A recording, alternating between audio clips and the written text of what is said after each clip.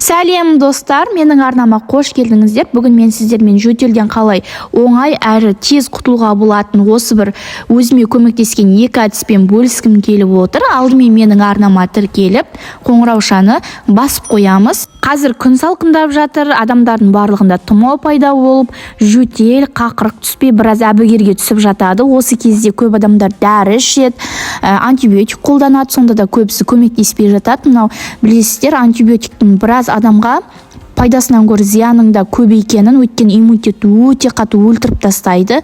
Одан кейін міндетті түрде антибиотиктен кейін адам міндетті түрде емделу қажет болады. Сондықтан мен сіздерге айтатыным, осы бір мына екі әдісті міндетті түрде қолдансаңыздар, сіздердің мына салқыннан және жөтелден өте тез айығатын боласыздар. Ол өзіме өте қатты көмектескен, өйткені мен біразға дейін ішпеген дәрім қалмады, алмаған дәрім қалмады. Соның барлығын жасап, ешқайсысы көмектеспегендіктен мынаған осы екі әдіс міндетті түрде көмектесті. Сондықтан мен сіздерге бөлісіп жатырмын. Міндетті түрде осы екі әдісті жасап көріңіздер. Ол үшін бізге осындай қойдың құйрық майы керек. Көп адамдар қойдың құйрық майын ұнатпайды, иісін де ұнатпайды. Сөздің шыны керек, менің өзім де ұнатпаймын, бірақ амалдың жоғынан мен енді ұзақ ауырып жүргім келмеді. Өзім денсаулығым үшін пайдалану көруге тырыстым. Маған пайдасы тиді. Енді мына қойдың құйрық майын аласыздар да, кішкене микроволновкаға салып қыздырып аласыздар кішкене. Содан соң бізге осындай пищевая пленка керек. Осы пленканы пайдалану арқылы екеуін тез және әрі өте оңай жөтелден құтылуға болады. Бұны балаларға да жасауға болады. Бірінші мына пленканың кішкене несін қиып аламыз. Сосын аламыз да, кішкене алғаннан кейін бірінші мойнымызға жатар уақытта қойдың майын, қыздырған қойдың майын жағамыз. Барынша әдемілеп тұрып сіңіртіп жағамыз. Әбден уже денеге сіңгенше, тамаққа сіңгенше көкірекке барлығын аямай жағып, содан соң мына қиып алған кішкене пленканы соның үстіне міндетті түрде бірден жауып тастаймыз. Үстін жауып, осы пленкамен орап, содан соң көрпеге оранып жатамыз. Ыстық шай, сүт, енді ыстық күйінде емес, жылы күйінде ішу керек. Соның барлығын ішіп болғаннан кейін оранып жату керек. Содан соң міндетті түрде тер арқылы мойныңыздағы барлық қақырықтың барлығын жібітіп алып түсіретін болады. Осы әдісті екі реттен жасасаңыздар, тамақтарыңыздағы барлық қақырықты жібітіп тұрып, барлығын жыбырлатып тамағыңыз қышуы мүмкін. Міндетті түрде тамаққа жақсылап тұрып қойдың майын қыздырып жағып, үстіне пищевая пленканы жабыстырып қою қажет.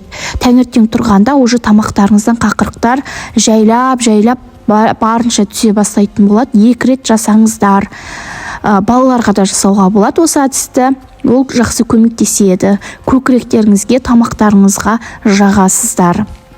Бізде бір екінші әдіс бар. Ол әдісі мынау, бізде боржоми сусының керек, және бізге мукалтин керек. Дүкеннен боржоми сусын сатып аласыздар, дәріханада мукалтин аласыздар. Осы әдіс арқылы, тағы бір әдіс, яғни екінші бір әдіс арқылы тамақтағы жөтелден өте оңай құтылуға болады.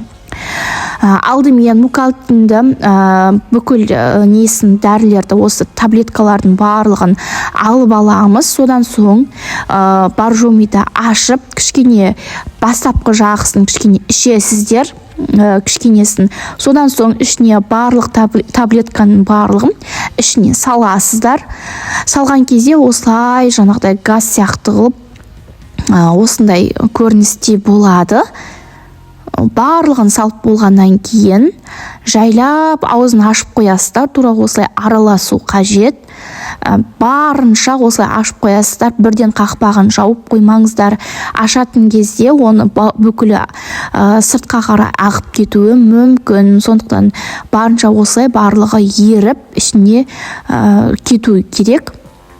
Барлығын ертіп салып болғаннан кейін кішкене қақпағы ашық тұрсын, осылайынан барлығы еру қажет міндетті түрде.